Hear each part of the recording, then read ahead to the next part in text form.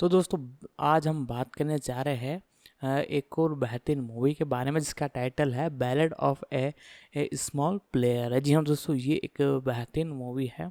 तो आज की इस वीडियो के अंदर हम इसी पर बात करने जा रहे हैं जो कि ओटीटी पर हमें देखने को मिलने वाली है। तो आप हमारे इस चैनल पर नए हो तो चैनल को जरूर से सब्सक्राइब कर लीजिएगा, बेल आइकन दबा कर इस साल पर सेट कर लीजिएगा ताकि हमारी जितनी भी अपकमिंग वीडियोज़ है वो आप तक पहुँचती रहे। आगे मैं इसकी और इन्फॉर्मेशन आपको बताता हूँ। Ballad of a small player 2025 में रिलीज हुई एक ब्रिटिश मनोवैज्ञानिक थ्रिलर फिल्म है जिसका निर्देशन एडवर्ड बर्जर ने किया है और लेखन रोवन जोफे ने किया है। यह लॉरेंस ओसबोर्न के 2014 के उपन्यास the ballad of a small player पर आधारित है। इस फिल्म में कॉलिन फेरेल, फाला चेन, डीनी आईपी, एलेक्स जेनिंग्स और टिल्डा स्विंटन ने अभिनय किया है। एक ballad of A small player का विश्व प्रीमियर 29 अगस्त 2025 को 52वें टेलुराइड फिल्म फेस्टिवल में हुआ था और 15 अक्टूबर 2025 को संयुक्त राज्य अमेरिका के चुनिंदा सिनेमाघरों में रिलीज किया गया था। 17 अक्टूबर 2025 को यूनाइटेड किंगडम में रिलीज होने से पहले 29 अक्टूबर 2025 को नेटफ्लिक्स द्वारा इसकी स्ट्रीमिंग की शुरुआत से पहले 3-1 आधार लॉर्ड डॉयल मकाऊ में चुपचाप रह रहे हैं, दिनरात कसीनो में बिता रहे हैं, खूब शराब पी रहे हैं और जो थोड़ा बहुत पैसा उनके पास बचा है उसे जुए में उड़ा रहे हैं। अपने तेजी से बढ़ते कर्जों से जूझते हुए उन्हें रहस्यमयी दाओ मिंग, जो एक कसीनो कर्मचारी है और जिसके अपने राज है, जीवनदान देती है। हालांकि सिंथिया ब्लिथ उनका पीछा कर रही है, एक निजी जासूस जो डॉयल से उस बात का सामना करने के लिए तैयार है जिससे वह भाग रहा है। जैसे जैसे डॉयल मुक्ति की ओर बढ़ने की कोशिश करता है, वास्तविकता की सीमाएं उसके करीब आने लगती है। नेटफ्लिक्स 4 ढालना कॉलिन फेरेल लॉर्ड डॉयल के रूप में दाओ मिंग के रूप में, फला चेंटिल्डा स्विंटन सिंथिया ब्लिथ के रूप में दादी के रूप में, डीनी आईपी एड्रियन लिपेट के रूप में, एलेक्स जेनिंग्स उत्पादन। यह फिल्म एडवर्ड बर्जर द्वारा निर्देशित 5 और रोवन जोफ द्वारा लिखित है, जो लॉरेंस ओसबोर्न के 2014 के उपन्यास the ballad of A small player पर आधारित है। माइक गुडरिच गुड कैओस के लिए फिल्म का निर्माण कर रहे हैं। 9 ऑवर्स के लिए बर्जर के साथ साथ मैथ्यू जेम्स विल्किंसन भी। 6 अप्रैल 2024 में कॉलिन फेरेल को मुख्य भूमिका में लिया गया। उस महीने के अंत में टिल्डा स्विंटन कलाकारों में शामिल हो गईं। 7-8 मई 2024 में फला चेन कलाकारों में शामिल हुई। 9 मई 2025 में डीनी यिप और एलेक्स जेनिंग्स के भी कलाकारों में शामिल होने का खुलासा हुआ।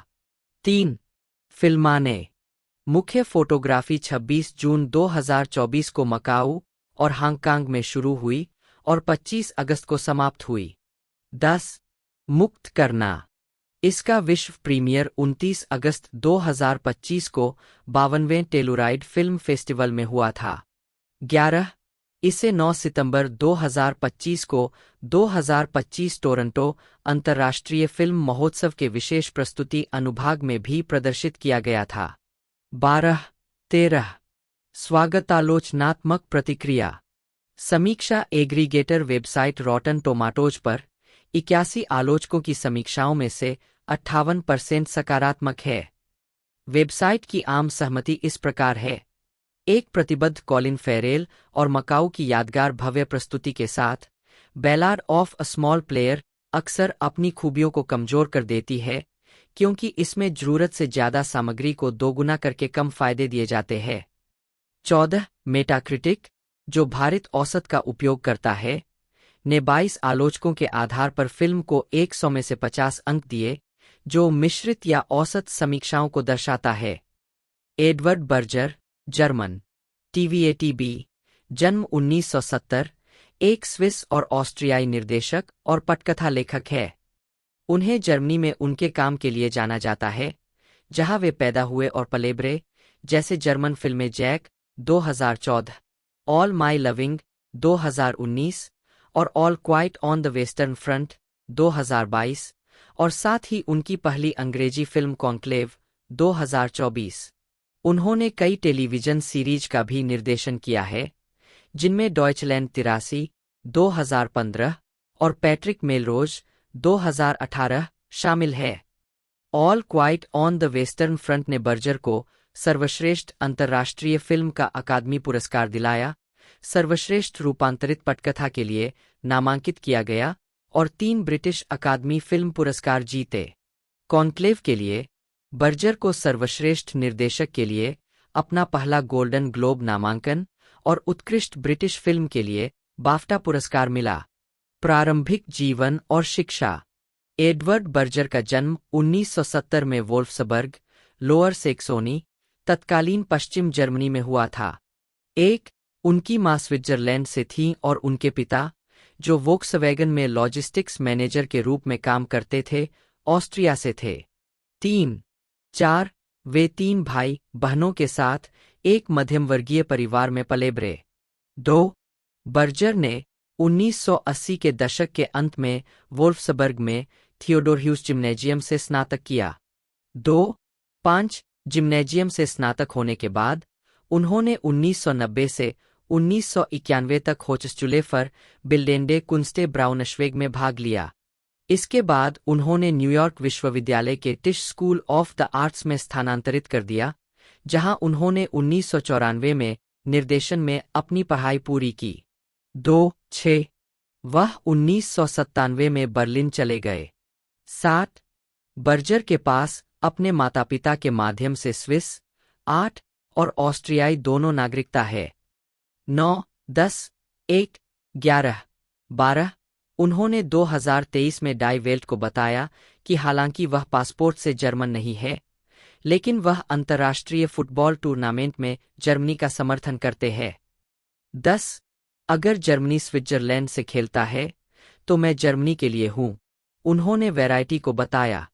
4 उन्होंने 2023 में डाइजिट को बताया, मेरे पिता ऑस्ट्रियाई है, मेरी मां स्विस है, इसलिए मेरे लिए थोड़ा भ्रमित होने का पर्याप्त कारण होगा।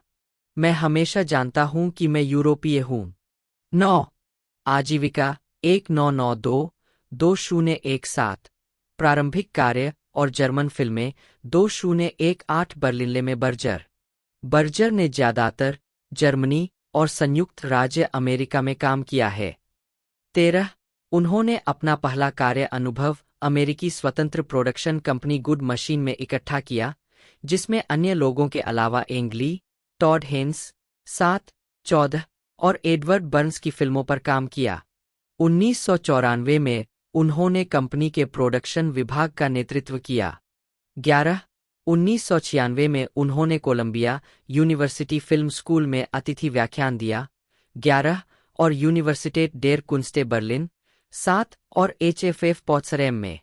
उनकी अपनी पटकथा पर आधारित उनकी पहली फीचर फिल्म 1998 में आई गोमेज कोफ ओडर जाहल, गोमेज हेड्स और टेल्स थी। 11 2002 में उन्होंने असाइलम नामक एक टेलीमूवी का निर्देशन किया, जिसे अंतर्राष्ट्रीय एमी पुरस्कार के साथ साथ जर्मनी में ग्रिमेप्रीस के लिए भी नामांकित किया गया था। 2004 में उन्होंने वेलकम टू द क्लब नामक एक टेलीमूवी लिखी और निर्देशित की। 15 2008 में उन्होंने टेलीविजन श्रृंखला KDD criminal digest KDD Berlin crime squad के सीजन 2 के 4 एपिसोड के लिए पटकथा लेखक और निर्देशक के रूप में काम किया। 15 2012 में उनकी film a good summer day को ग्रिमेप्री से सम्मानित किया गया। 8 बर्जर ने अपनी तीसरी फीचर फिल्म जैक की पटकथा नियमित सहयोगी नेले म्यूएलर स्टोफेन D16, जो उनकी पत्नी भी है, 17 के साथ मिलकर लिखी। फिल्म का प्रीमियर 2014 बर्लिन में प्रतियोगिता में हुआ। 16, 18 और सर्वश्रेष्ठ फिल्म, सर्वश्रेष्ठ निर्देशक और सर्वश्रेष्ठ पटकथा के लिए नामांकित होने के बाद सर्वश्रेष्ठ फीचर फिल्म के लिए 2015 के जर्मन फिल्म पुरस्कार में रजत पदक से सम्मानित किया गया। इसने जर्मन डायरेक्टर्स गिल्ड अवार्ड्स में सर्वश्रेष्ठ निर्देशक और सर्वश्रेष्ठ फिल्म का पुरस्कार भी जीता। 15 बर्जर ने 2023 में कहा था कि उन्होंने हमेशा फिल्म निर्माण में एक चुनौती की तलाश की है। यह जैक के साथ शुरू हुआ, जहां कैमरा वास्तव में केवल लड़के के चेहरे पर था, क्योंकि मैं दर्शकों को उसके साथ पहचान करने के अलावा कोई विकल्प नहीं देना चाहता था। 14 अगस्त 2014 में बर्जर ने 8 भाग वाली टेलीविजन सीरीज ड्यूशलैंड 83 इंच का निर्देशन किया, जिसका प्रीमियर 2015 के बर्लिनाले में एक विशेष प्रविष्टि के रूप में हुआ था। इसे अंतर्राष्ट्रीय स्तर पर बेचा गया, जिसमें फ्रांस में कैनाल प्लस और यूके में चैनल 4 शामिल है, और यह अमेरिका में प्रसारित होने वाला पहला जर्मन टेलीविजन शो बन गया। 15 इस सीरीज ने 2016 में एक अंतर्राष्ट्रीय एमी जीता। 8 2018 वर्तमान मुख्यधारा की प्रशंसा और स्वतंत्र फिल्म सफलता। उन्होंने बेनेडिक्ट कम्बरबैच अभिनीत सीमित श्रृंखला पैट्रिक मेलरोज 2018 का भी निर्देशन किया, जिसके लिए उन्होंने सर्वश्रेष्ठ सीमित श्रृंखला के लिए अपना पहला बाफ्टा पुरस्कार जीता। 19 उनकी feature film all my loving का प्रीमियर 9 फरवरी 2019 को 2019 बर्लिनले के पैनोरमा सेक्शन में हुआ। 20 फिल्म को 2019 जर्मन फिल्म पुरस्कार के पूर्व चयन के लिए कई श्रेणियों में नामांकित किया गया था। 21 बर्जर ने 2022 में रिलीज होने वाली all quite on the western front का लेखन, निर्देशन और निर्माण किया। 14 इस फिल्म को इससे पहले किसी भी अन्य जर्मन फिल्म की तुलना में अधिक ऑस्कर नामांकन प्राप्त हुए। 9 7 बाफ्टा जीतने के बाद 1988 में सिनेमा पैराडिसो द्वारा निर्धारित 5 के पिछले रिकॉर्ड को पार कर गया। 4 ऑस्कर में इसने सर्वश्रेष्ठ अंतर्राष्ट्रीय फिल्म जीती। 22 अंतर्राष्ट्रीय स्तर पर आलोचकों द्वारा इसकी प्रशंसा की गई, लेकिन जर्मन समीक्षकों और इतिहासकारों ने पुस्तक से निकटता की कमी और ऐतिहासिक सटीकता की कमी के लिए इसकी आलोचना की। 23 उनकी 2024 की फिल्म कॉन्क्लेव, जो रॉबर्ट हैरिस के एक उपन्यास पर आधारित होलीसी में सेट एक ड्रामा है, 13 को समीक्षकों और दर्शकों दोनों के बीच बड़ी सफलता मिली। 26 उन्होंने इस फिल्म की तुलना all quite on the western front से करते हुए कहा, यह एक शारीरिक युद्ध से बौद्धिक युद्ध की ओर जाने जैसा है। यह 1970 के दशक की उन महान राजनीतिक साजिश थ्रिलर में से एक जैसा लगा।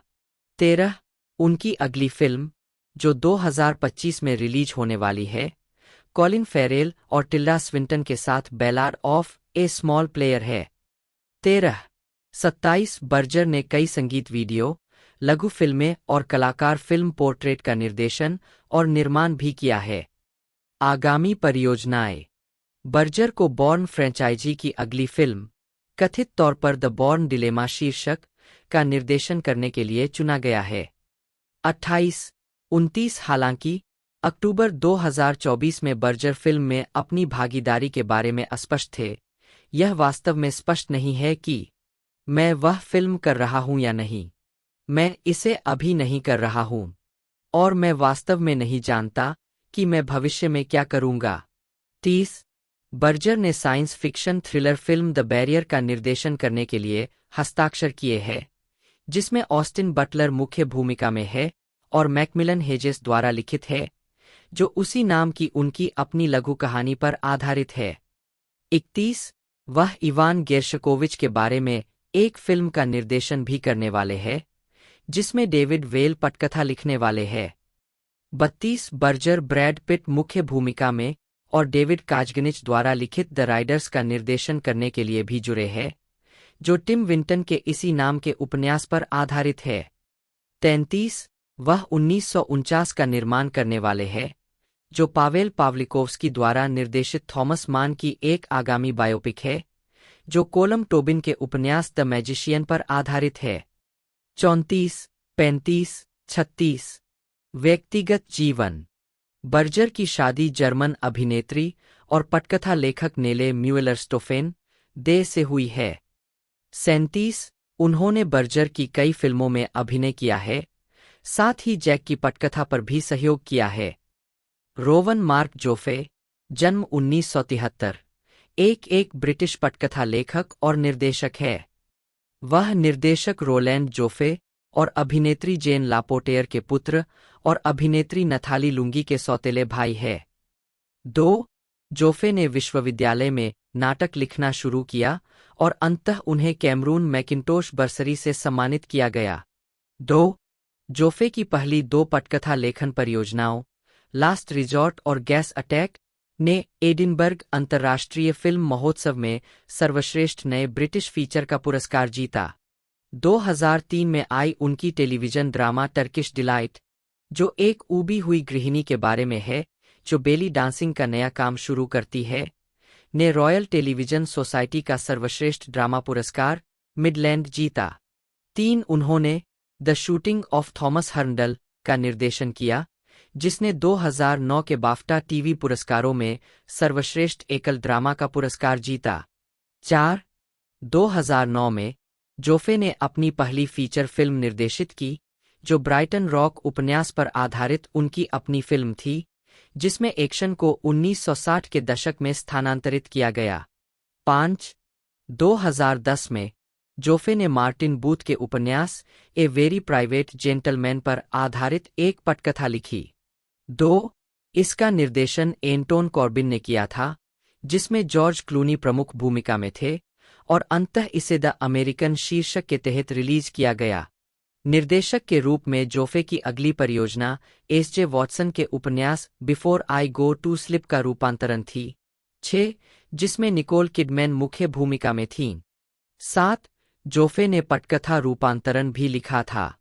2017 में टिन स्टार, जिसके निर्माता और निर्माता जोफे है, स्काई अटलांटिक पर पहली बार प्रदर्शित हुआ। टिम रोथ अभिनीत इस श्रृंखला को संयुक्त राज्य अमेरिका में वितरण के लिए अमेजन स्ट्रीमिंग सेवा द्वारा चुना गया था। कॉलिन जेम्स फेरेल बटा एफारेल बटा, जन्म 31 मई 1976, एक आयरिश अभिनेता है।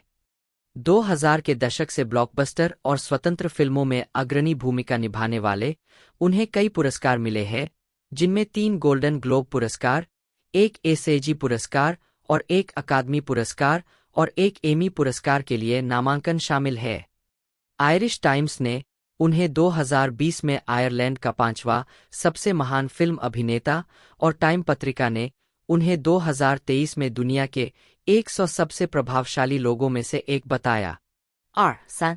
फेरेल ने बीबीसी ड्रामा सीरीज बेलिकिसेंजेल 1998 से अभिनय की शुरुआत की और ड्रामा द वॉर जोन 1999 से अपनी पहली क्रेडिट वाली फिल्मी शुरुआत की।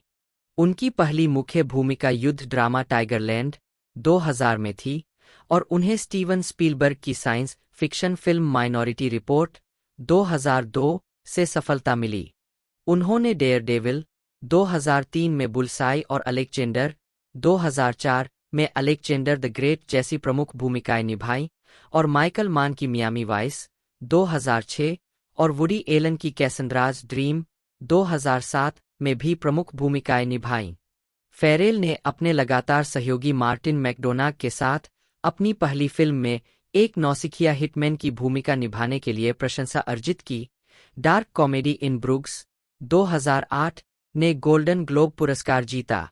उन्होंने comedy Horrible Bosses 2011, science fiction film Total Recall 2012, drama Saving Mr Banks 2013, dark comedy 7 Psychopaths 2012 और The Lobster 2015, thriller The Killing of a Sacred Deer 2017, The Beguiled 2017 और विडोज 2018 और फंतासी फिल्में Fantastic Beasts and Where to Find Them 2016 और Dumbo 2019 में कई प्रमुख और चरित्र भूमिकाएं निभाईं।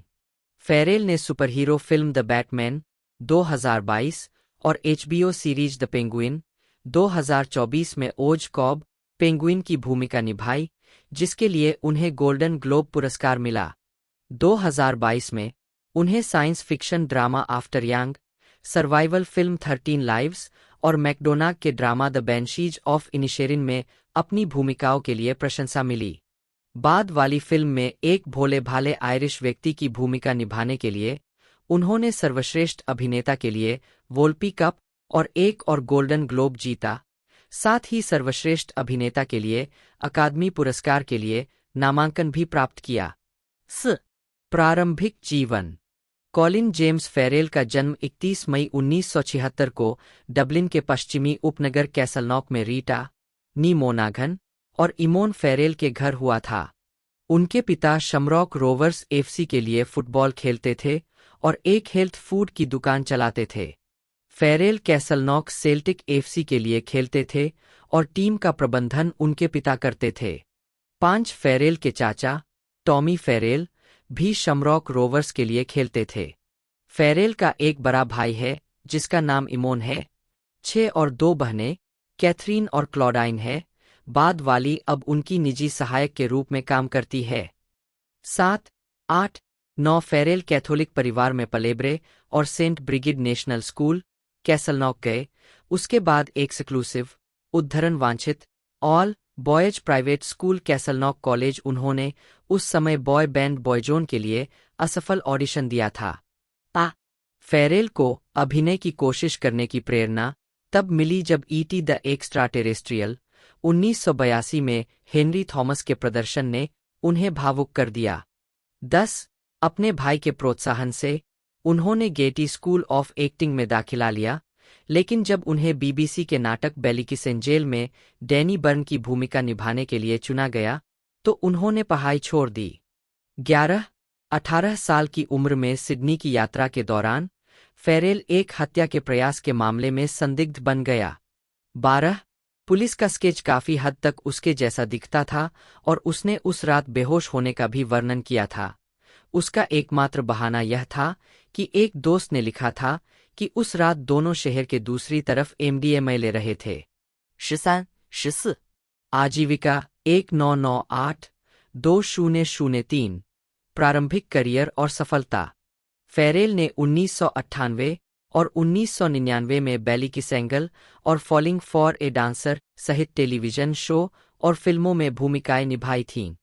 15, 16 उन्होंने अंग्रेजी अभिनेता टिम रोथ के निर्देशन में बनी पहली फिल्म द वॉर जोन से अपनी फीचर फिल्म की शुरुआत की। 15 जो बाल यौन शोषण के बारे में एक नाटक है जिसमें रे विंस्टन और टिल्डा स्विंटन ने एक लड़की के माता पिता की भूमिका निभाई है जिसे फेरेल का किरदार निक डेट करता है।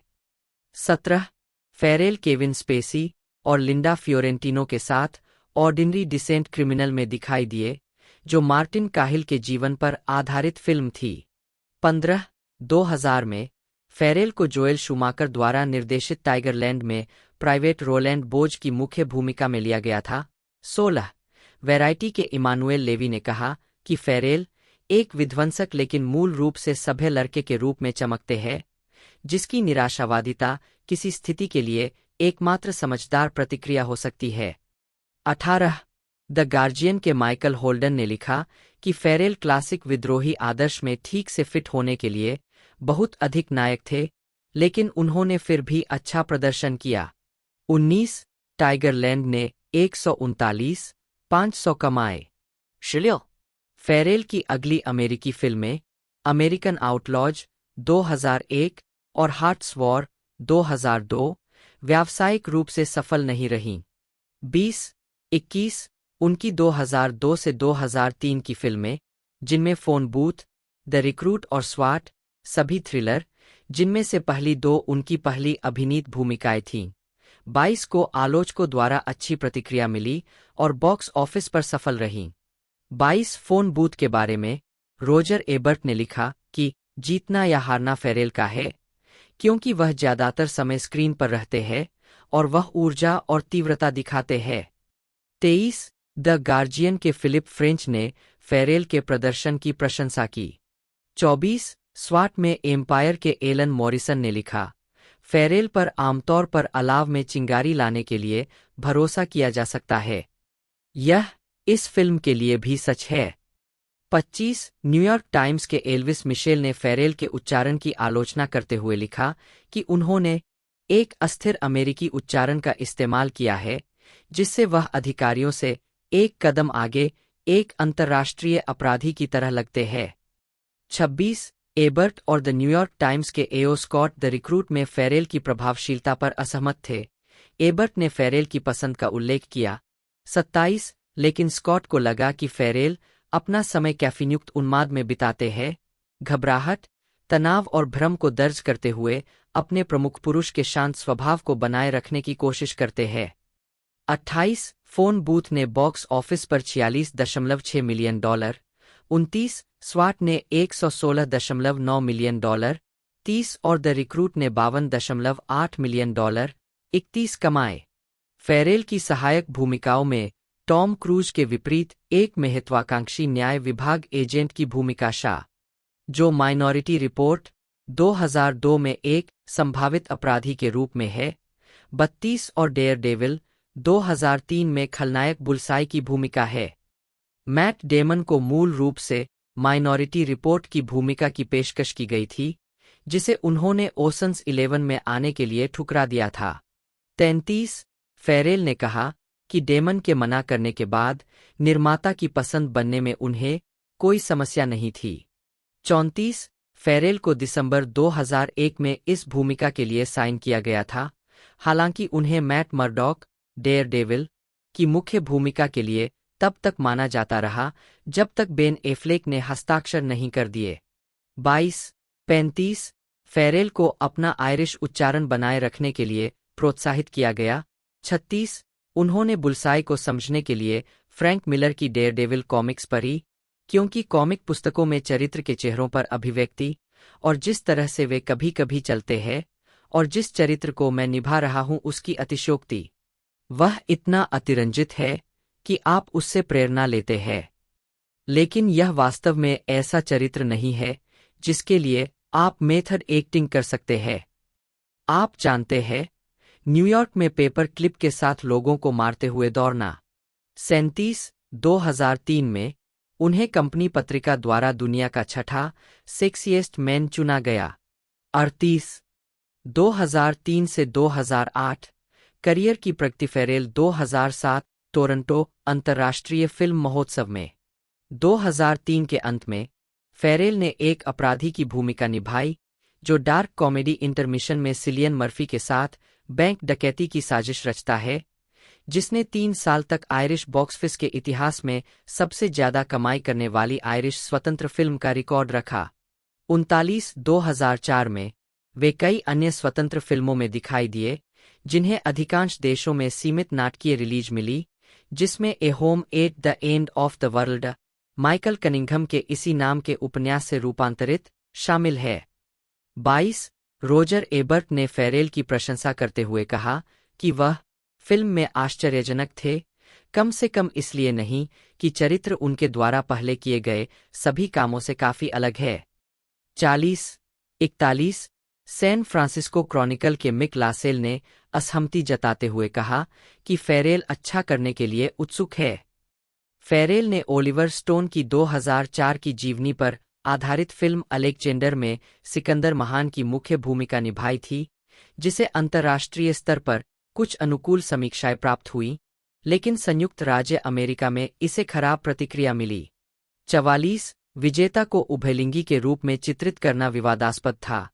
प्राचीन फारसियों के साथ किए गए व्यवहार के लिए कुछ इतिहासकारों ने फिल्म की आलोचना की थी। 45 हालांकि अन्य ने इसकी सटीकता के लिए इसकी प्रशंसा की थी। 46 नेब्रास्का विश्वविद्यालय के एक प्राचीन इतिहास के विद्वान ने लिखा, मैं अलेक्जेंडर की तुलना लॉरेंस ऑफ अरेबिया से करूंगा, विशुद्ध दायरे, गति और एक व्यक्ति पर इसके निरंतर फोकस के संदर्भ में। कई मायनों में यह ग्रीक और अलेक्जेंडर गीक्स के लिए एक फिल्म है। जितना अधिक कोई जानता है, उतना ही वह पहचानेगा। सेट की ऐतिहासिक सटीकता कुछ वृत्तचित्रों में मैंने जो देखी है, उससे बेहतर है। 46 फिल्म ने दुनिया भर में $167 मिलियन की कमाई की, जो इसके $155 मिलियन के बजट से थोड़ा अधिक थी। 48 फेरेल की अगली फिल्म 2005 की अकादमी पुरस्कार नामांकित द न्यू वर्ल्ड थी, जो उनकी दूसरी ऐतिहासिक महाकाव्य थी। 49 उन्होंने 17वीं शताब्दी के औपनिवेशिक जेम्सटाउन, वर्जीनिया के संस्थापक कैप्टन जॉन स्मिथ की मुख्य भूमिका निभाई, जिसे मूल अमेरिकी राजकुमारी पोकाहोंटस कि ओरियांका किल्चर से प्यार हो जाता है। निर्देशक टेरेंस मालिक ने फेरेल और किल्चर को तब तक अलग रखने की पूरी 2009 में रिलीज हुई एक और फिल्म थी ओंडाइन, जो नील जॉर्डन द्वारा निर्देशित एक फैंटेसी ड्रामा थी जिसमें फेरेल ने एक विकलांग बेटी वाले मछुआरे की भूमिका निभाई थी। आयरलैंड के दक्षिण पश्चिमी तट पर स्थित कैसलटाउन बेरे गांव में फिल्माई गई इस फिल्म की छायांकन वोंग कार्वाई के लंबे समय के सहयोगी क्रिस्टोफर डॉयल ने किया था। 83 टाइम की मैरी पोल्स ने इस भूमिका को फेरेल के लिए खास तौर पर तैयार बताया और कहा कि फेरेल ने खूबसूरती से आत्मविश्वास से भरा प्रदर्शन किया। 84 वैरायटी के टॉड मैकार्थी ने फेरेल की खास तौर पर सराहना की और कहा कि उन्होंने एक कलाकार के रूप में अच्छा काम किया है और बाल कलाकार एलिसन बेरी को हर उस दृश्य में छा जाने दिया है जिसमें वह है। 83 अगले वर्ष फेरेल ने क्राइम रोमांस लंदन बुलेवार्ड में कीरा नाइटली के साथ अभिनय किया। द डिपार्टेड और बॉडी ऑफ लाइज के लिए पटकथा लिखने के बाद निर्देशक के रूप में अमेरिकी विलियम मोनाहन की यह पहली फिल्म थी जिसे आलोचकों द्वारा खराब कर दिया गया था। 85 गार्जियन के पीटर ब्रैडशॉ ने लिखा कि फिल्म उबाऊ हिंसा की झड़ी में ढहने से पहले 20 मिनट में अपनी सारी ऊर्जा, बुद्धि और विचारों का उपयोग करती है। 86 वैरायटी के लेस्ली फेल्पेरिन ने इसे एक फैंसी रेट्रो स्टाइल वाली पॉकेट घड़ी की तरह बताया जिसे किसी ने गलती से तोड़ दिया और घड़ी की कल के केवल एक अस्पष्ट विचार के साथ फिर से जोड़ने की कोशिश की। 87 फेल्पेरिन ने सोचा कि सितारों का काम कमजोर था। फेरेल 2012 टोरंटो अंतर्राष्ट्रीय फिल्म महोत्सव में फेरेल ने 2011 में सेठ गॉर्डन द्वारा निर्देशित कॉमेडी हॉरिबल बॉसेस में Jennifer Aniston, Jason Bateman, Charlie Day, Jason Sudeikis, Kevin Spacey और मियामी वाइस के उनके सहकलाकार जेमी फॉक्स के साथ अभिनय किया। फिल्म 3 कर्मचारियों पर केंद्रित है जो अपने अत्याचारी मालिकों की हत्या की साजिश रचते हैं।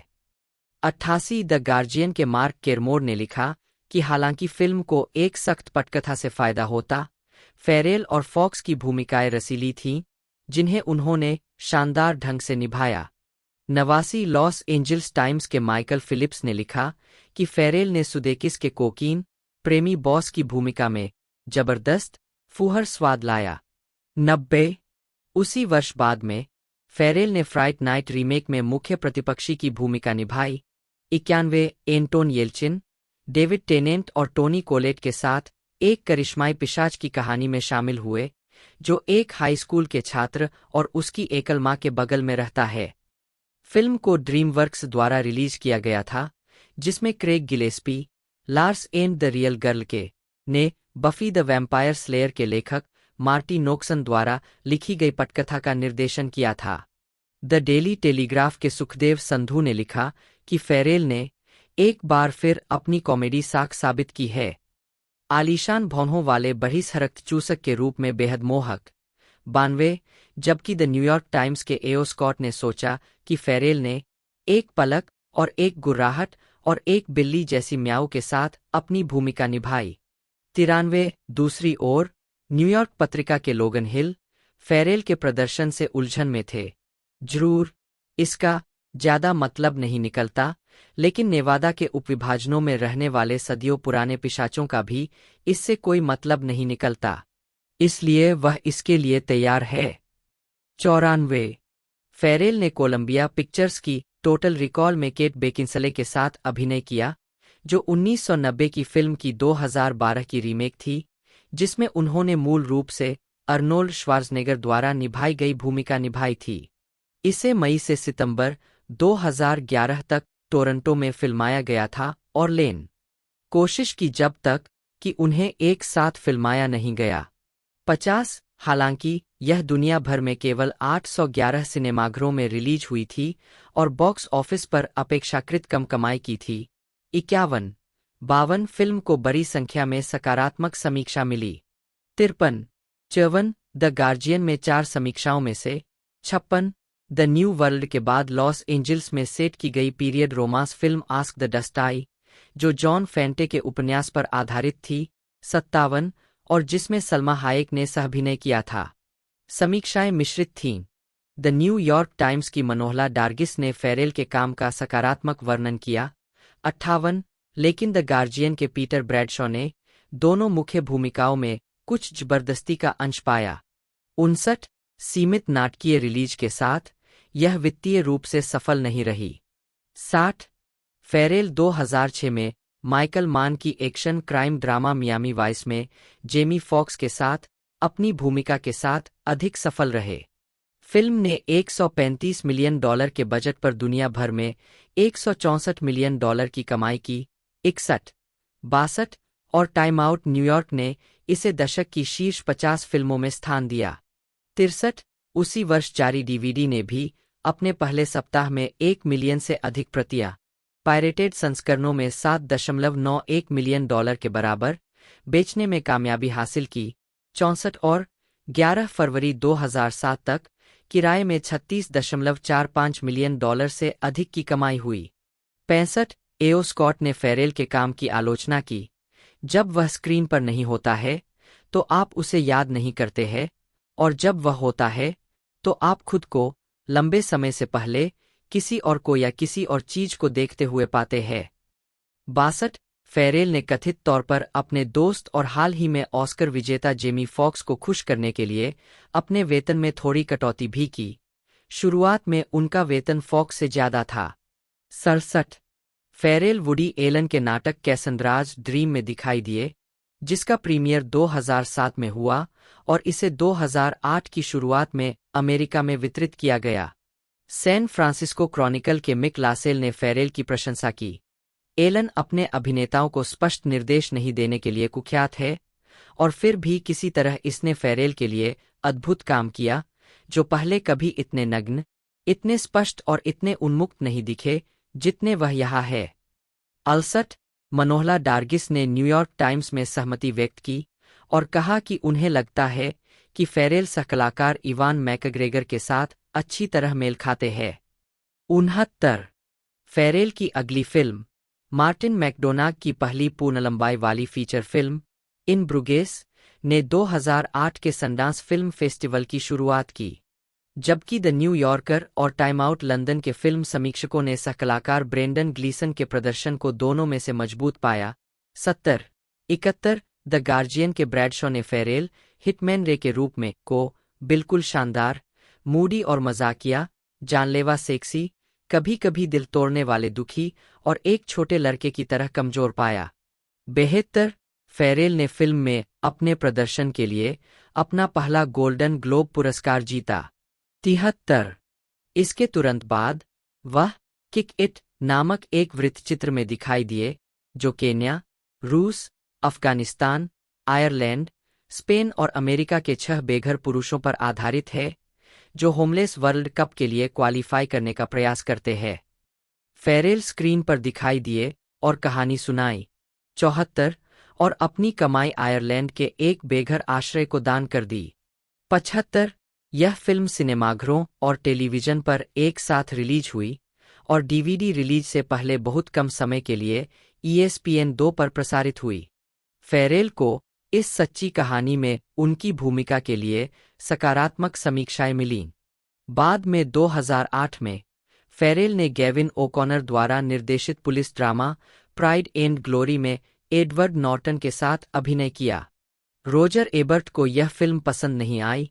76, और एओ स्कॉट ने कहा कि फेरेल ने एक बार फिर खतरनाक और आकर्षक, दोनों का अतिरेकपूर्ण मिश्रण पेश किया है। 77, लेकिन एंटरटेनमेंट वीकली के ग्रेगरी किर्शलिंग को फेरेल का काम पसंद आया। 78, 2009 से 2021 स्थापित अभिनेता 2010 ट्रिबेका फिल्म फेस्टिवल में फेरेल। 11 जनवरी 2009 को फेरेल ने इन ब्रुक्स के लिए सर्वश्रेष्ठ अभिनेता, मोशन पिक्चर म्यूजिकल या कॉमेडी का गोल्डन ग्लोब पुरस्कार जीता, जिसमें उन्होंने ब्रेंडन ग्लीसन के साथ सहअभिनय किया था। उसी वर्ष वह टेरी गिलियम की फिल्म द इमेजिनेरियम ऑफ डॉक्टर परनासस में भी दिखाई दिए, जिसमें क्रिस्टोफर प्लमर और एंड्रयू गारफील्ड ने अभिनय किया था। फेरेल 3 अभिनेताओं, जॉनी डेप और जूड लॉ के साथ में से एक थे जिन्होंने हीथ लेजर की भूमिका को पूरा करने में मदद की थी जब फिल्मांकन समाप्त होने से पहले लेजर की मृत्यु हो गई थी। उन्होंने लेजर के चरित्र टोनी के इमेजिनेरियम संस्करणों की भूमिका निभाई। 79 अपनी कमाई लेजर की बेटी मटिल्डा को दान कर दी। 80 फेरेल ने उस वर्ष ट्राइएज में भी अभिनय किया। 81 फेरेल के काम को वैरायटी के टॉड मैकार्थी ने समर्पित बताया। 81 और वैनिटी फेयर के जूलियन सैंक्टन ने लिखा कि यह फिल्म समान विषय से निपटने वाली अन्य फिल्मों की तुलना में बहुत अधिक व्यावहारिक थी। 82 हालांकि ट्राइएज को इसके कठिन विषयों पीटीएसडी सहित द्वारा उत्पन्न विपणन चुनौतियों के कारण व्यापक रूप से वितरित नहीं किया गया था। 81 उस वर्ष फेरेल ने जेफ ब्रिजेस के साथ क्रेजी हार्ट में एक सहायक भूमिका टॉमी स्वीट के रूप में निभाई। वाइसमैन द्वारा निर्देशित किया गया था। 95 सहकलाकार जेसिका बील ने फेरेल के कौशल की सराहना की, उन्हें आश्चर्यजनक और रोमांचक कहा। उनमें हर समय अलग अलग चीजें आजमाने की क्षमता है। 96 रोजर एबर्ट और द न्यूयॉर्क टाइम्स ने कहा कि हालांकि वे फेरेल को बेहतर अभिनेता मानते थे, मूल में श्वार्ज़नेगर फिल्म की उपस्थिति के अधिक थे और भूमिका के लिए बेहतर अनुकूल थे। 97 98 मार्टिन मैकडोनाग के साथ फेरेल की दूसरी फिल्म 7 साइकोपैथ्स का प्रीमियर टोरंटो अंतर्राष्ट्रीय फिल्म महोत्सव में हुआ और यह अक्टूबर 2012 में रिलीज हुई। उन्होंने सैम रॉकवेल, वुडी हैरेल्सन और क्रिस्टोफर वॉकेन के साथ एक ब्लैक कॉमेडी में रचनात्मक रूप से अवरुद्ध लेखक मार्टी की भूमिका निभाई। फिल्म ने बॉक्स ऑफिस पर भी अच्छा प्रदर्शन किया। 99 आमतौर पर अच्छी समीक्षाओं के साथ, जिसमें द हॉलीवुड रिपोर्टर के डेविड रूनी ने लिखा कि फेरेल रॉकवेल के लिए एक उत्कृष्ट फॉयल के रूप में काम करते हैं और वह धीमे मोड में है। उनका प्रदर्शन काफी हद तक उनकी भौहों की अंतहीन अभिव्यक्ति द्वारा परिभाषित होता है। 100 उस महीने फेरेल पत्रिका डिटेल्स के कवर पर दिखाई दिए। 101 मार्च 2013 में फेरेल ने डेड मैन डाउन में अभिनय किया, जो नील्स आर्डेन ओप्लेव द्वारा निर्देशित एक थ्रिलर थी, जो 10 साल पहले हार्ट्स वॉर के बाद पहली बार टेरेंस हॉवर्ड के साथ दिखाई दी थी। ओप्लेव की the girl with A dragon tattoo की स्टार नूमी रैपेस ने एक चेहरे पर जख्मी महिला की भूमिका निभाई, जो फेरेल के किरदार को उस आदमी को मारने के लिए ब्लैकमेल करती है जिसने कार दुर्घटना में उसका चेहरा बिगाड़ दिया था। 102 समीक्षाएं मिश्रित थीं। एम्पायर पत्रिका ने फिल्म को एक सुखद जटिल डबल या क्या यह ट्रिपल है बदला लेने की साजिश है जो उत्कृष्ट अभिनय द्वारा लंगर डाली गई है, और हॉलीवुड रिपोर्टर ने कहा कि जेएच वायमन की पटकथा और मापा गति खुद को आवश्यक बढ़ते तनाव के लिए उधार नहीं देती है। 104 न्यूयॉर्क डेली न्यूज के जो न्यूमेयर ने भी फिल्म को नापसंद किया। उन्होंने लिखा कि इसमें आंखें घुमाने लायक बहुत कुछ है और फेरेल एक मूर्ति की तरह स्थिर थे। 105 2014 में फेरेल ने मार्क हेल्परिन की विंटर टेल के फिल्म रूपांतरण में अभिनय किया। यह फिल्म अकीवा गोल्ड्समैन द्वारा लिखित और निर्देशित थी और हेल्परिन के 1983 के उपन्यास पर आधारित थी, और इसमें Jessica Brown Findlay, Jennifer Connelly, Russell Crowe और विल स्मिथ ने सहअभिनय किया था। फेरेल ने युवा अभिनेताओं गैरेट हेडलैंड, टॉम हिडलेस्टन और आरोन टेलर जॉनसन पर मुख्य भूमिका जीती। 106 हालांकि फिल्म को आमतौर पर नकारात्मक समीक्षा मिली। 107 द विलेज वॉयस की स्टेफनी जरेक जैसे लेखकों के पास फेरेल की प्रशंसा के अलावा कुछ नहीं था। उन्होंने उन्हें एक असाधारण आकर्षक अभिनेता के रूप में वर्णित किया, जिन्होंने हमेशा एक भयानक खलनायक की भूमिका निभाई है, लेकिन कुछ बहुत ही गंभीर, जिम्मेदार वयस्क भूमिकाओं में जमते हुए प्रतीत होते हैं। 107 सैन फ्रांसिस्को क्रॉनिकल के मिक लासेल ने सहमति जताते हुए लिखा कि फेरेल फिल्म को एक साथ रखते हैं और 2014 के अब तक के सबसे खूबसूरत प्रेम दृश्य का हिस्सा है। 108 2016 सैन डिएगो कॉमिक कॉन में फेरेल सेविंग मिस्टर बैंक्स में पीएल ट्रेवर्स के शराबी पिता की उनकी भूमिका को विपरीत समीक्षाएं मिली। वैरायटी के स्कॉट फाउंड्रास ने इसे उत्कृष्ट 109 कहा और द हॉलीवुड रिपोर्टर के लेस्ली फेल्पेरिन ने इसे कुछ समय में उनका सबसे अच्छा काम माना।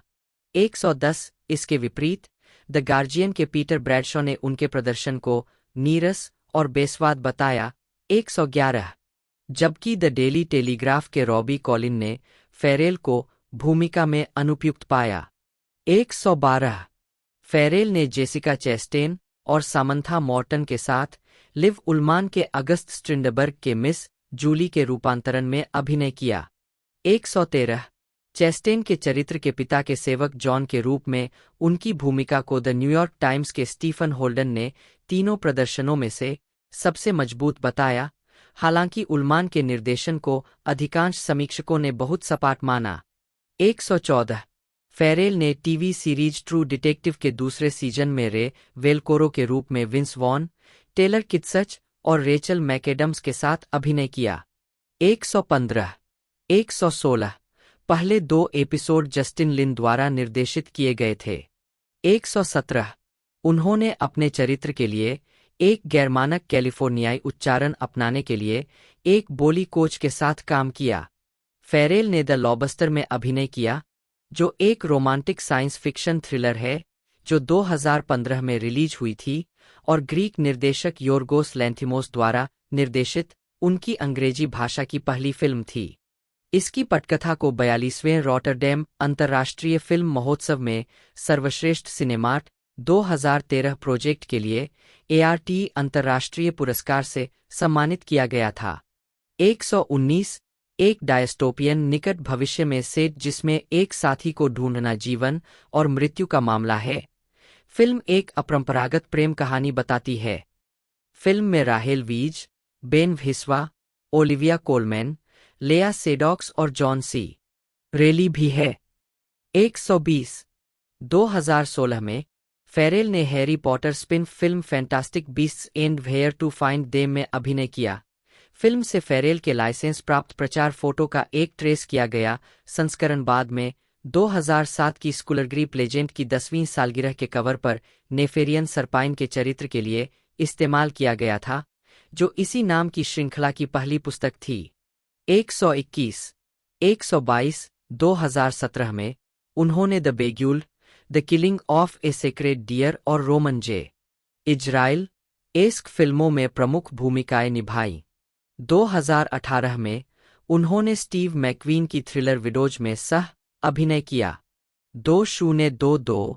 वर्तमान 2022 में फेरेल ने फिल्म 13 लाइव्स में सह-अभिनय किया, जो थाई लड़कों की फुटबॉल टीम के 2018 थम लुआंग गुफा बचाव का वर्णन करती है, जो एक फ्लैशफ्लर के परिणामस्वरूप 18 दिनों के लिए गुफा के अंदर 2.5 मील फंस गई थी।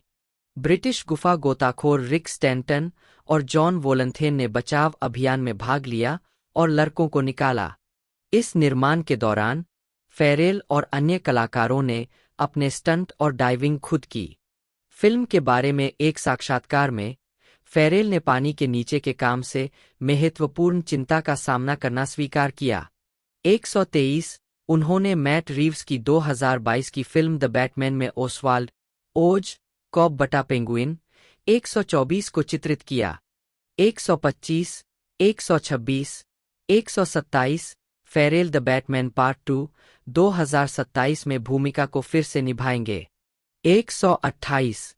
इसके अलावा 2022 में फेरेल ने द बैनशीज ऑफ इनिशेरिन के लिए मार्टिन मैकडोनाग और ब्रेंडन ग्लीसन के साथ फिर से काम किया, जिसने फेरेल को 79वें वेनिस फिल्म फेस्टिवल से सर्वश्रेष्ठ अभिनेता के लिए वोल्पी कप और गोल्डन ग्लोब के साथ साथ सर्वश्रेष्ठ अभिनेता के लिए अकादमी पुरस्कार के लिए नामांकन दिलाया।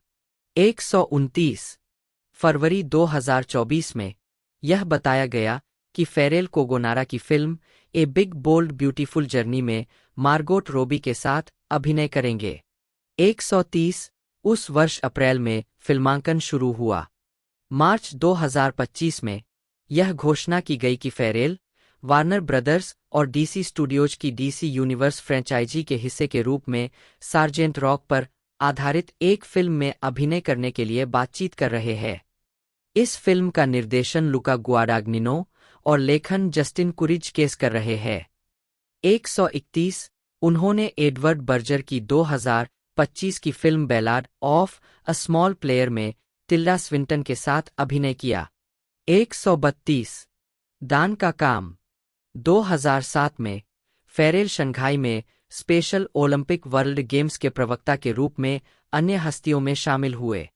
133 उन्होंने मार्च 2012 में आयरिश एलजीबीटी युवा संगठन बेलोंग टू द्वारा आयोजित एंटी बुलिंग अभियान स्टैंड अप को भी अपना समर्थन दिया। 134 फेरेल, जिनके भाई इमोन समलैंगिक है। 135 इस विषय पर जागरूकता बढ़ाने के लिए 2 साल पहले द एलेन डीजेनरेस शो में दिखाई दिए थे। 136 2015 में कॉलिन फेरेल होमलेस वर्ल्ड कप के आधिकारिक एम्बेसडर बने, जो बेघर लोगों को अपना जीवन बदलने के लिए प्रेरित करने हेतु स्ट्रीट फुटबॉल का उपयोग करता है। 137 7 अगस्त 2024 को उन्होंने घोषणा की कि वह अपने बेटे जेम्स, जिसे एंजेलमैन सिंड्रोम है, के सम्मान में कॉलिन फेरेल फाउंडेशन की शुरुआत करेंगे। यह संगठन बौद्धिक अक्षमताओं वाले वयस्कों और उनके परिवारों को सहायता प्रदान करता है।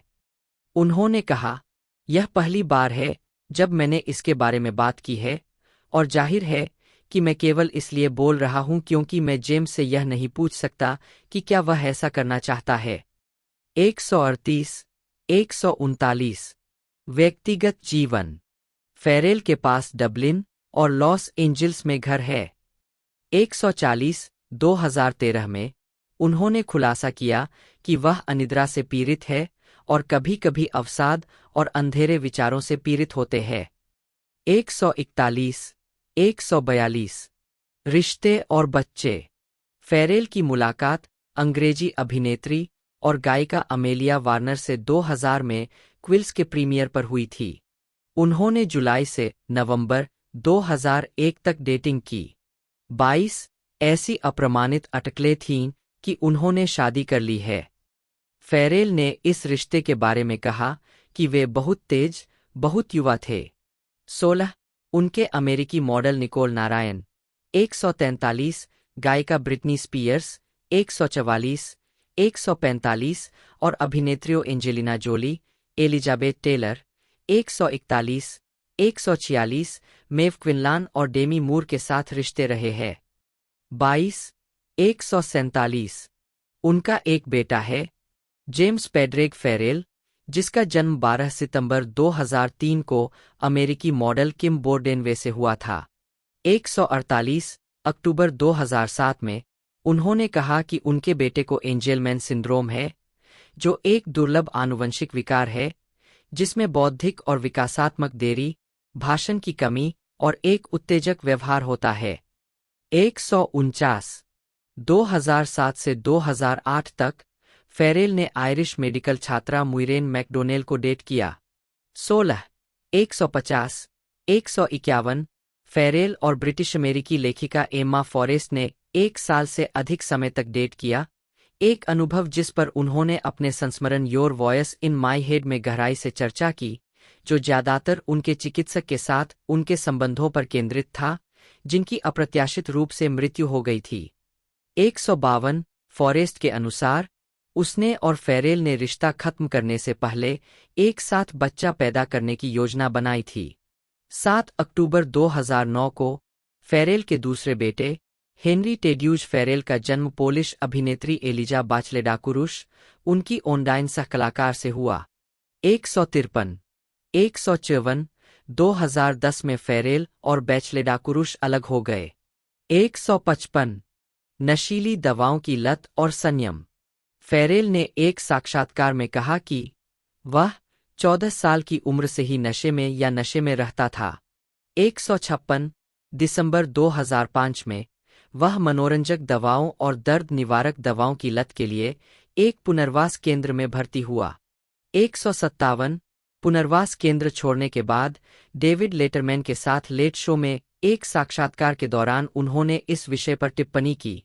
157 और बाद में इसके बारे में बात करना जारी रखा।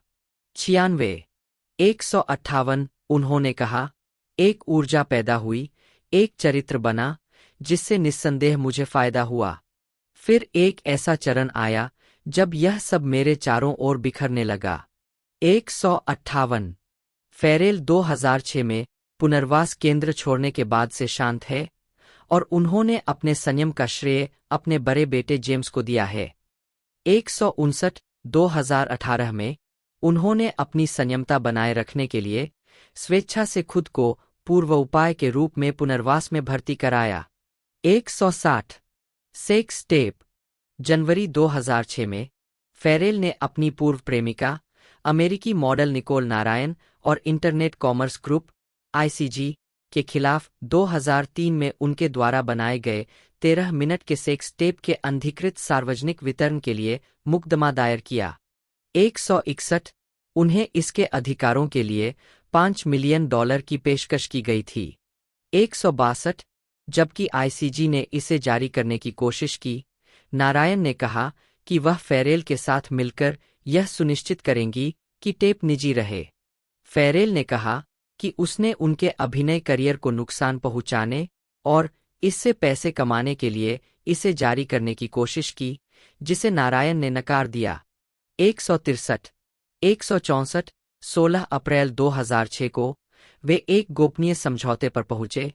आईसीजी के खिलाफ फेरेल का मुकदमा 21 जुलाई 2006 को सुनवाई की तारीख के साथ जारी रहा। 2019 अमेरिकी टीवी उद्योग में प्रवेश। जुइलियार्ड स्कूल से स्नातक होने के कुछ समय बाद चेन को निकोल किडमैन और ह्यू ग्रांट के साथ द अनडूइंग में जोलेन की भूमिका में लिया गया। पतली परत 2009 नवागंतुक 2009 में चेन ने फिल्म टर्निंग पॉइंट में माइकल त्से की प्रेमिका और फ्रांसिस एंजी की बहन के रूप में अपनी पहली मुख्य महिला भूमिका निभाई। टर्निंग पॉइंट 2009 के टीवीबी क्राइम ड्रामा यू का एक स्पिन-ऑफ है, जिसमें माइकल त्से द्वारा निभाया गया किरदार लाफिंग गोर घर घर में मशहूर हो गया था। चेन को टर्निंग पॉइंट में उनकी भूमिका के लिए 29वें हांगकांग फिल्म पुरस्कार में सर्वश्रेष्ठ नए कलाकार की श्रेणी में नामांकित किया गया था। 2010 से 13 उभरती फिल्म अभिनेत्री 2010 में चेन। 2010 में चेन ने 2 फिल्मों ब्लैक रैंसम और 72 टेनेंट्स ऑफ प्रॉस्पेरिटी में अभिनय किया। ब्लैक रैंसम में उन्होंने अंतर्राष्ट्रीय स्तर पर प्रशंसित हांगकांग अभिनेता और फिल्म निर्माता साइमन याम के साथ एक अधीक्षक की भूमिका निभाई। दूसरी ओर 72 Tenants of Prosperity Eric Tsang द्वारा निर्देशित एक हल्की फुल्की हांगकांग कॉमेडी फिल्म थी, जिसमें हांगकांग के कई सितारे शामिल थे। चेन ने 2011 में फिर से फिल्मी दुनिया में कदम रखा और एरिक त्सांग द्वारा निर्देशित और निर्मित दिल को छू लेने वाली आई लव हांगकांग फिल्म श्रृंखला की पहली किस्त में अभिनय किया। उन्होंने एरिक त्सांग के साथ फिर से काम किया, जिन्होंने द फॉर्च्यून बरीज का निर्माण और अभिनय किया, जो एक और हांगकांग कॉमेडी फिल्म थी जिसमें लुई यूएन, वोंग चोलाम और जॉनसन ली भी सहकलाकार थे, जिन्हें फुक लुक्साओ के नाम से जाना जाता है। Tales from the Dark 2013 horror film के क्षेत्र में उनकी पहली कोशिश थी और उनके साथ अभिनय कर रहे हैं गॉर्डन लैम। चेन की कहानी तकिया राक्षसों के इर्द गिर्द घूमती है, जहां उसका किरदार चाओ जिंग ई अपने प्रेमी यूएन हाओ होंग, गॉर्डन लैम द्वारा निभाया गया, के साथ ब्रेकअप के बाद गंभीर अनिद्रा से पीड़ित दिखाई देता है। चेन ने एक शानदार प्रदर्शन दिया और फिल्मांकन से पहले उनके द्वारा की गई तैयारी के काम के लिए उनकी सराहना की गई, जिसमें उन्होंने किरदार में ढलने और किरदार द्वारा झेले गए अकेलेपन और अनिद्रा को समझने के लिए ठंडे अपार्टमेंट में कुछ रातें अकेले रहकर फिल्मांकन किया। मीडिया ने उस दृश्य पर ध्यान केंद्रित किया था जहां चेन का किरदार गलती से अपने प्रेमी को मार देता है और उसके सारे कपड़े उतारकर उसे वैक्यूम बैग में डालकर लाश से छुटकारा पाने की कोशिश करता है। चेन ने डेस्पिकेबल मी 3 के कैंटोनीज संस्करण में लूसी वाइल्ड की आवाज़ के रूप में अभिनय किया, जो एक एंटी-विलेन लीग एजेंट, ग्रू की पत्नी और लड़कियों की दत्तक मां थी। पहली बार किसी एनिमेशन फिल्म के लिए वॉइस ओवर करते हुए चेन ने कहा कि किरदार के होठों की गति के साथ तालमेल बिठाने के लिए बहुत ऊर्जा और सटीकता की आवश्यकता होती है और किरदार को जीवंत बनाने के लिए अनोखी आवाज़ों और व्यक्तित्व की अनगिनत बारीकियों को पकड़ना पड़ता है। 2015 रिलीज के लिए लंबित फिल्में। चेन ने गॉर्डन चैन और रोनाल्ड त्सांग द्वारा निर्देशित द ट्रेजर का फिल्मांकन पूरा कर लिया। 2021 यूएस फीचर डेब्यू। चेन ने मार्वल सिनेमैटिक यूनिवर्स की feature film Shang-Chi and the Legend of the Ten Rings में यिंग ली के रूप में कास्ट होने के बाद यूएस फिल्म में अपनी शुरुआत की। 13, 14, 15 यह फिल्म डेस्टिन डैनियल क्रेटन द्वारा निर्देशित है और 3 सितंबर 2021 को सिनेमाघरों में प्रदर्शित होगी। 16 थिएटर 2013 16 स्टेज डेब्यू। 2013 में टेलीविजन ब्रॉडकास्ट लिमिटेड टीवीबी के साथ चेन का अनुबंध समाप्त होने के बाद उन्होंने एक पेशेवर कलाकार के रूप में खुद को बेहतर बनाने के जुनून और दृढ़ संकल्प के साथ जुइलियार्ड स्कूल में 4 वर्षीय Master of Fine Arts in Drama MFA programme में दाखिला लिया। एमएफए प्रोग्राम हर साल केवल 8 से 10 छात्रों को ही स्वीकार करता है और इसमें प्रोडक्शन, निर्देशन, नाटक लेखन, शिक्षण और अमेरिकी तथा विश्व रंगमंच के वर्तमान रुझानों जैसे क्षेत्र शामिल है। चेन ने थिएटर के मंच पर 2016 में स्काईलाइट के साथ शुरुआत की। यह डेविड हेयर द्वारा लिखित 1995 के ब्रिटिश नाटक के चीनी रूपांतरण का प्रीमियर था, जिसका वेस्ट एंड और ब्रॉडवे में प्रीमियर हुआ। यह नाटक Hong Kong academy for performing arts में 24 शो के लिए निर्धारित था, लेकिन जबरदस्त प्रतिक्रिया के कारण 11 अतिरिक्त शो जोड़े गए, जिससे 1 जुलाई 2016 से 14 अगस्त 2016 तक कुल 35 शो हो गए। दयाओ वोंग और टेरेंस लाओ के साथ अभिनीत स्काईलाइट के कुछ ही घंटों में टिकट बिक गए और इसे थिएटर अभिनेता के रूप में चेन के प्रदर्शन की प्रशंसा सहित कई सकारात्मक समीक्षाएं मिलीं। संगीत। 2009 से चेन संगीत जगत में छिटपुट रूप से भाग ले रहे हैं तथा The Stew of Life, Links to Temptation और Queens of Diamonds and Hearts के लिए थीम गीत गा रहे हैं। 2012 पहला एल्बम ब्यूटीफुल लाइफ। 2010 में चेन ने स्टार्स शाइन इंटरनेशनल के साथ अनुबंध किया और उसके बाद अपना पहला कैंटोपॉप डेब्यू एल्बम ब्यूटीफुल लाइफ 31 जुलाई 2012 को रिलीज किया। इस एल्बम के कुछ मुख्य गीत और ब्यूटीफुल लाइफ है। इन गीतों में पहला प्लग्ड गाना था जिसने उन्हें विभिन्न संगीत मंचों पर सर्वश्रेष्ठ नवागंतुक श्रेणी में पुरस्कार दिलाए, जैसे 2012 TVB 8 Golden Music Awards for the bronze award, 2012 Jade Solid Gold Best 10 Music Awards Presentation और 2013 IFPI Hong Kong Top Sales Music Awards. उनके एल्बम के लॉन्च होने के एक सप्ताह के भीतर ही यह एचएमवी के Asian album top sales chart पर पहले स्थान पर पहुंच गया। उद्धरण वांछित। स्टार्स शाइन इंटरनेशनल के साथ उनका अनुबंध 2012 में समाप्त हो गया। पृष्ठांकन। चेन मुख्य भूमि चीन, हांगकांग और ताइवान में ओले की प्रवक्ता थीं। वह हांगकांग कैंसर फंड की पिंक रिवॉल्यूशन अभियान की पिंक एम्बेसडर भी थीं, जो हर अक्टूबर में स्तन कैंसर के प्रति जागरूकता बढ़ाने और मरीजों और उनके परिवारों के लिए मुफ्त सेवाओं के लिए धन जुटाने के लिए आयोजित किया जाता है। व्यक्तिगत जीवन। 2008 में चेन ने हांगकांग के व्यवसायी, बाद में अभिनेता डैनियल सिट से शादी की। 2011 में वह सिट को अपनी दोस्त और नो रिग्रेट्स की सहकलाकार शेरेन टैंग द्वारा दिए गए एक चर्च प्रवचन में शामिल होने के लिए ले गई, ताकि उन्हें ईसाई धर्म से परिचित कराया जा सके। 2013 में दोनों का तलाक हो गया। 2019 में चेन ने फ्रांसीसी उद्यमी इमैनुएल स्ट्रास्चनोव से शादी की। 19 फरवरी 2021 में उन्होंने घोषणा की कि उन्होंने एक बेटी को जन्म दिया है। 18 मार्च 2024 को चेन ने इंस्टाग्राम के माध्यम से घोषणा की कि उन्होंने एक बेटे को जन्म दिया है। डीनी इप, नोट 1, जन्म 25 दिसंबर 1947, एक हांगकांग की गायिका और अभिनेत्री है। 2 इप ने अपना पहला ईपी डीनी इप 1969 में रिलीज किया। उसके बाद उन्होंने अपना ध्यान लाइव परफॉर्मेंस पर केंद्रित कर लिया। वह 1980 के दशक की शुरुआत में रिकॉर्डिंग में लौटीं और कई हिट गाने रिलीज किए, लेकिन 1980 और 1990 के दशक के अंत में फिल्म अभिनय पर ध्यान केंद्रित करने के लिए संगीत उद्योग से काफी हद तक दूर हो गईं। उन्होंने 2000 के दशक की शुरुआत में अपना गायन करियर फिर से शुरू किया। 2004 में उन्होंने एंडी हुई के साथ अपने युगल गीत ब्यूटी रिमेन्स के लिए अल्टीमेट सॉन्ग चार्ट अवार्ड्स में अल्टीमेट सॉन्ग अवार्ड जीता। 2019 में हांगकांग के लोकतंत्र समर्थक विरोध प्रदर्शनों का समर्थन करने के लिए उन्हें मुख्य भूमि चीन में ब्लैकलिस्ट कर दिया गया था और उनके संगीत को स्ट्रीमिंग सेवाओं से हटा दिया गया था।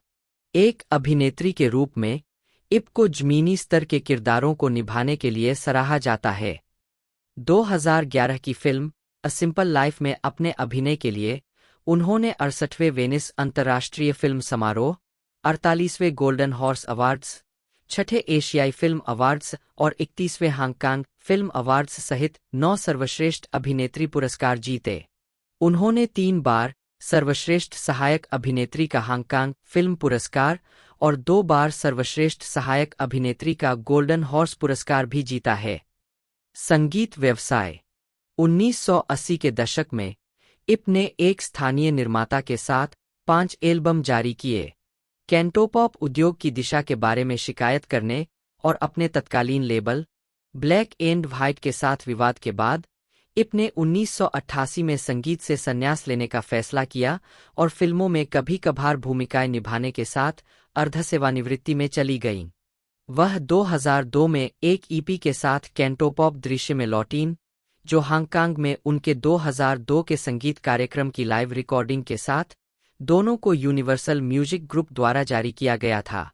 90 के दशक के मध्य में उन्होंने पुरुष स्टार एंडी हुई के साथ मिलकर हिट युगल गीत शाब्दिक रूप से मुझे सिखाएं कि उससे प्यार कैसे न करें और फिर 2004 में पुरस्कार विजेता।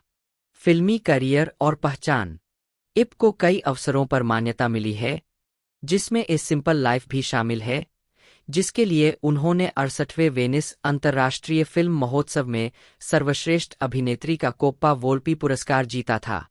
3-4 हांगकांग के वाणिज्य और आर्थिक विकास सचिव ग्रेगरी सो ने उन्हें पुरस्कार जीतने के लिए बधाई दी।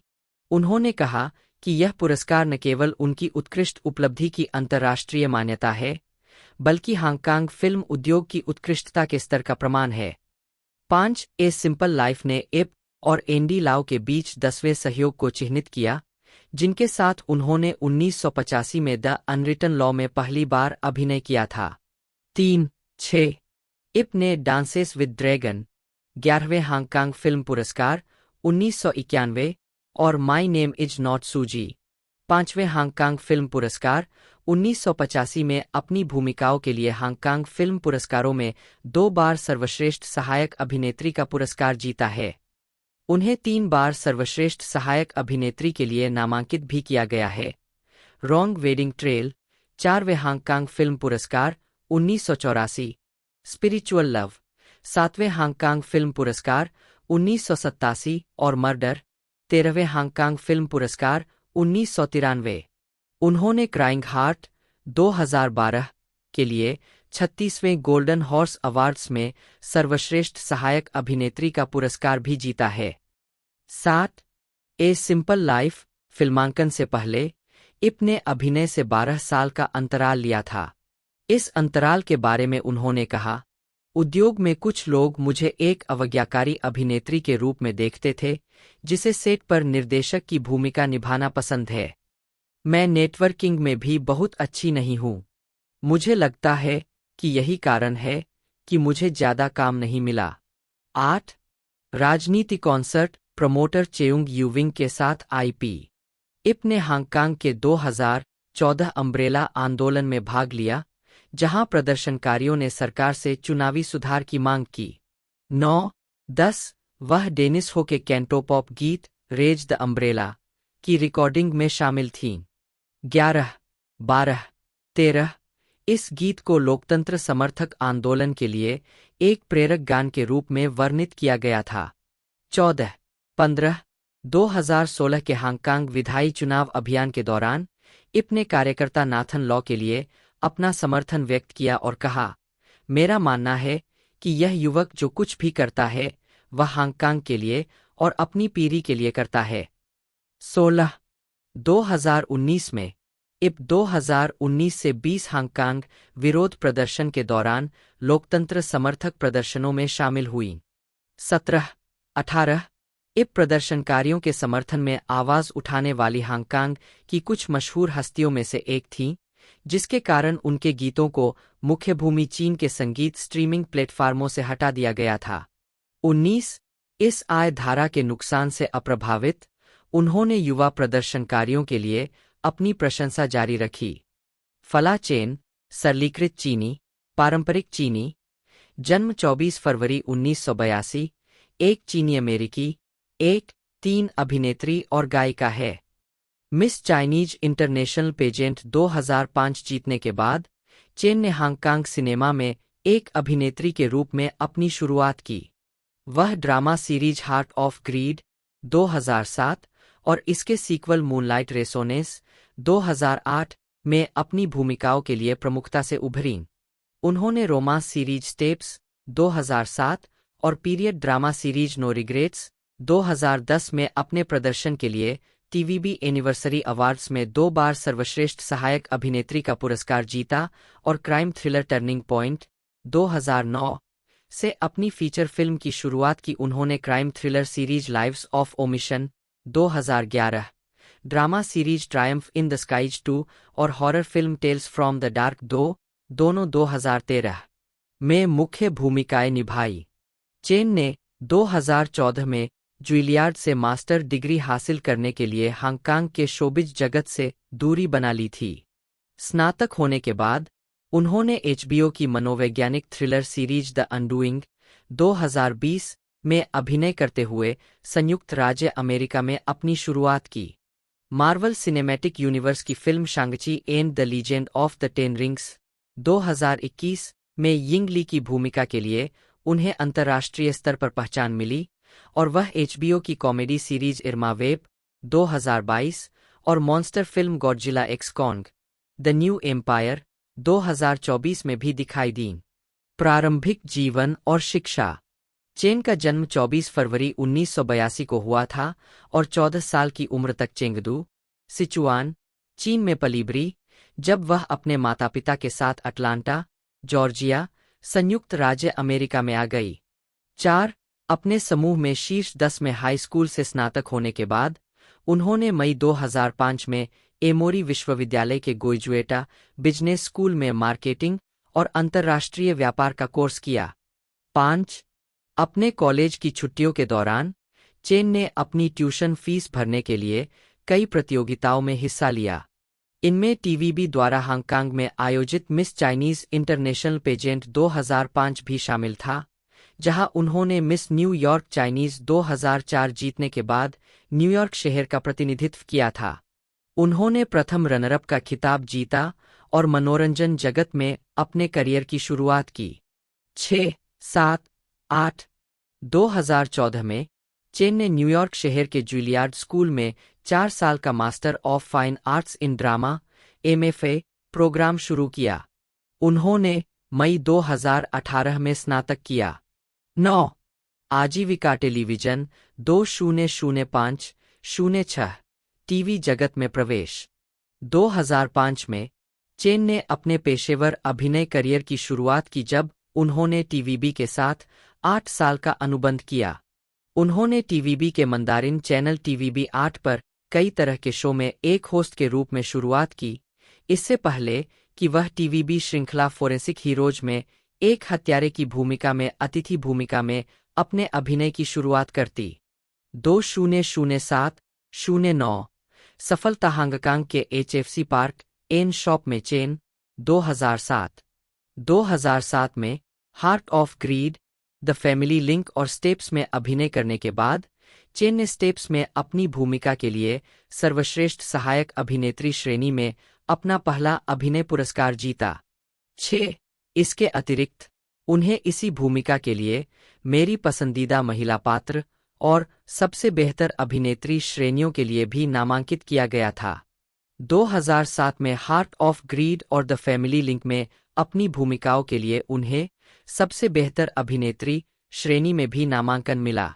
चेन को सफलता 2008 में मिली जब उनका उल्लेखनीय काम टीवीबी श्रृंखला मूनलाइट रेसोनेस में गम विंग हिंग, एक मूक लड़की के चरित्र के लिए था, जो हार्ट ऑफ ग्रीड का अप्रत्यक्ष सीक्वल था, क्योंकि उन्हें भूमिका के लिए सांकेतिक भाषा सीखनी पड़ी थी। 6, 10, 11 इस भूमिका ने उन्हें लगातार दूसरे वर्ष सर्वश्रेष्ठ सहायक अभिनेत्री और मेरी पसंदीदा महिला चरित्र श्रेणियों में नामांकित किया। लंदन के ब्रेंट क्रॉस शॉपिंग सेंटर में हैप्पी फैमिली गाला 2008 के दौरान माइकल से के साथ मंच पर नृत्य करते हुए चेन। 2009 में चेन को द स्टू ऑफ लाइफ में उनकी भूमिका के लिए सर्वश्रेष्ठ सहायक अभिनेत्री और मेरी पसंदीदा महिला चरित्र श्रेणियों के लिए फिर से नामांकित किया गया। 2010 से 13 प्रमुख भूमिकाएं और संगीत जगत में प्रवेश। 2010 में चेन को टीवीबी की भव्य प्रोडक्शन सीरीज नो रिग्रेट्स में दूसरी मुख्य अभिनेत्री के रूप में लिया गया, जिससे उन्हें टाविया येउंग, लिंडा चुंग, मायोली वू और केट सुई के साथ हांगकांग की प्रसिद्ध नई अभिनेत्रियों में से एक के रूप में स्थान मिला। इस भूमिका के लिए उन्हें टीवीबी एनिवर्सरी अवार्ड्स में सर्वश्रेष्ठ सहायक अभिनेत्री का पुरस्कार और 16वें एशियाई टेलीविजन अवार्ड्स में सहायक भूमिका में सर्वश्रेष्ठ अभिनेत्री का पुरस्कार मिला। बाद में उन्होंने Lives of Omission, Queens of Diamonds and Hearts और Triumph in the Skies Two सहित कई प्रस्तुतियों में पहली महिला प्रधान भूमिकाएं निभाईं। लाइव्स ऑफ ओमिशन 2011-2009 की फिल्म टर्निंग पॉइंट का एक दूर का सीक्वल था, जिसमें चेन ने एक ट्रायड बॉस की बहन के रूप में भी काम किया था। Queens of Diamonds and Hearts 2012 ने चेन को स्क्रीन पर बदसूरत दिखने के साथ प्रयोग करने का मौका दिया, क्योंकि ऐतिहासिक चरित्र झोंगली चुन पर आधारित उनका किरदार चुंग मो यिम उसके चेहरे पर एक प्रमुख जन्म के निशान के साथ पैदा हुआ था। चेन ने Triumph in the Skies Two में हॉलिडे हो की भूमिका निभाई थी, एक आजाद ख्याल वाली गुंडा लड़की जो उड़ने की ख्वाहिश रखती है, जो 2 पुरुष लीडों कैप्टन सैमुअल टोंग द्वारा निभाई गई फ्रांसिस एनजी और कैप्टन जेडन कु द्वारा निभाई गई जूलियन चेउंग। चेन ने 2013 में आई फिल्म विल पावर में भी दिग्गज अभिनेता वेन लाई और मोसेस चैन के साथ अभिनय किया था, जिसमें उन्होंने कठोर व्यक्तित्व वाले जूनियर बैरिस्टर सैम यूएट कान की भूमिका निभाई थी। टीवीबी के साथ उनका अनुबंध 2013 के मध्य में समाप्त हो गया और चेन एक स्वप्रबंधित कलाकार बन गईं। चुनने की अधिक स्वतंत्रता और एक बेहतर अभिनेत्री बनने के दृढ़ संकल्प के साथ चेन अपना ध्यान और अधिक फिल्मों और नाटकों पर केंद्रित करना चाहती है और वह नई चुनौतियों को स्वीकार करने से नहीं डरती। 2014 चीन के टीवी उद्योग में प्रवेश। चेन ने अपनी पहली मुख्य भूमि चीनी drama series Sound of the Desert में अभिनय किया, जहां उन्होंने ली यान की भूमिका निभाई। 4 यह 2014 में प्रसारित हुआ और टोंग हुआ के ऐतिहासिक रोमांस उपन्यास बैलाड ऑफ द डेजर्ट पर आधारित था। तो दोस्तों रिलीजिंग डेट की बात कर ले तो ये हमें तकरीबन 29 अगस्त 2025 को देखने को मिली थी कुछ लिमिटेड थिएटर्स में, और इसी के बाद 17 अक्टूबर 2025 को इसे रिलीज़ कर दिया जाएगा नेटफ्लिक्स पर। बाकी मैंने पूरी इन्फॉर्मेशन इसकी आपको बताई दी है। वीडियो आपको अच्छी लगी हो तो लाइक कीजिएगा, चैनल को सब्सक्राइब कर बेल आइकन दबा कर चैनल पर सेट कर दीजिएगा। आज की इस वीडियो में इतना ही, मिलता है दोस्तों अगले वीडियो में।